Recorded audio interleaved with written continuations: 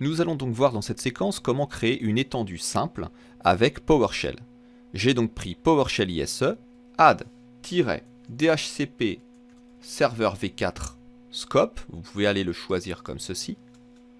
-name, nous allons mettre étendue test. Start range 192.168.250.10 jusqu'à end range 192.168.250.20. Je vais rajouter à la suite, donc là je vais mettre un backtick pour dire que la commande se continue à la suite.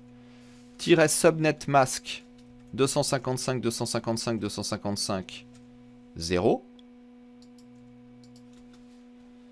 -state, vous pouvez lui dire active ou inactive. Là je vais la rendre active.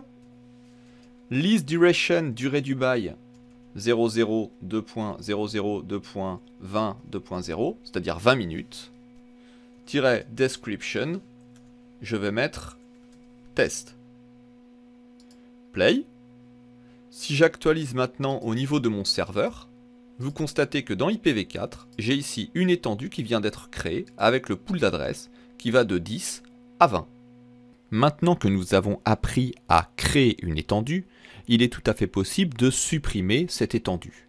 Pour cela, nous allons pouvoir faire get-commande étoile-dhcp serveur v4 scope et je vais voir qu'il est possible d'ajouter, récupérer les informations, supprimer ou modifier une étendue DHCP. Pour l'usage ici, je vais utiliser la commande remove-dhcp serveur v4 scope-scope ID 192.168.250.0 et lorsque j'actualise ici mon serveur, je constate que l'étendue a disparu. Cela va me permettre de créer une fonction que je vais appeler makeScope.